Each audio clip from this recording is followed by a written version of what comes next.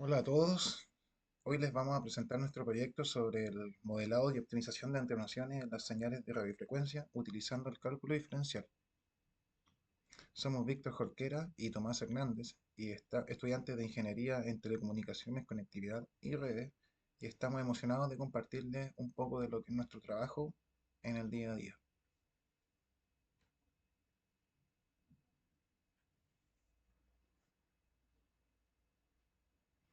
Nuestro proyecto se centra en la aplicación de derivadas y la optimización para entender el comportamiento de las señales de radiofrecuencia, analizando la atenuación, la potencia de señal y la cobertura de antenas.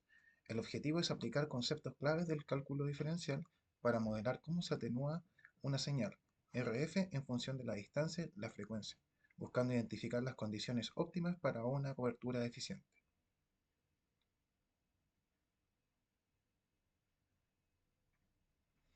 Para guiar nuestra investigación nos planteamos varias preguntas fundamentales. Nos interesa saber cómo la ecuación de Friis modela la pérdida de señal y cómo varía la potencia recibida con la distancia.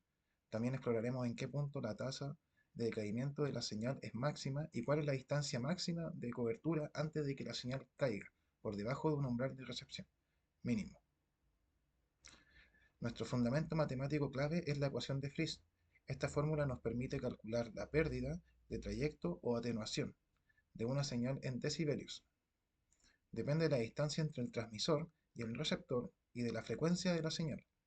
Es una herramienta esencial porque describe cómo la señal se atenúa de forma continua a medida que se aleja, lo que es ideal para el cálculo diferencial. Para entender mejor cómo cambia la atenuación de una señal, aplicamos las derivadas. Esta herramienta matemática nos permite analizar la tasa de cambio de la atenuación respecto de variables como la distancia o la frecuencia. Es fundamental para determinar la sensibilidad de la señal a estos factores. La derivada de la atenuación con respecto a la distancia L' de D nos muestra la tasa instantánea de cambio en la pérdida de señal. Esto es crucial para entender cuán rápidamente se debilita la señal a medida que el receptor se aleja del transmisor. Nos da una medida precisa de la sensibilidad de la atenuación a los cambios de distancia. En resumen, el cálculo diferencial es una herramienta indispensable en las telecomunicaciones.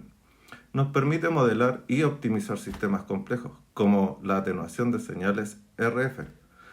Al aplicar estas técnicas podemos predecir el comportamiento de las señales, mejorar la eficiencia de la red y garantizar una cobertura más robusta.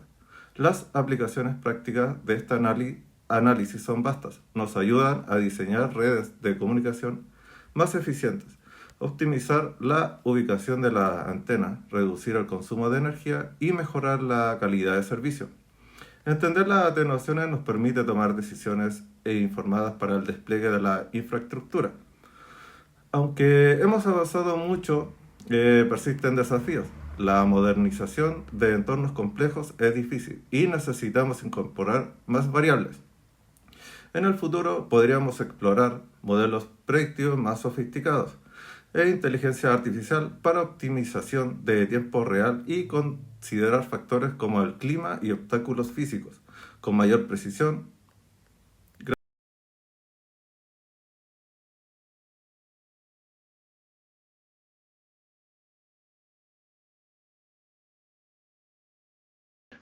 Para trabajar con esta función de forma práctica, desarrollamos una calculadora interactiva en HTML y JavaScript.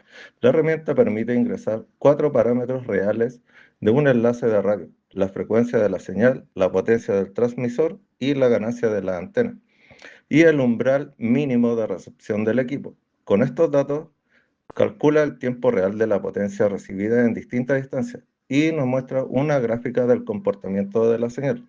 Por ejemplo, si trabajamos a 900 MHz, que es una frecuencia típica en redes de radiocomunicaciones, con 20 dB de potencia y una ganancia de 2 dBi, podemos ver que la señal cae rápido en los primeros kilómetros y luego se aplana.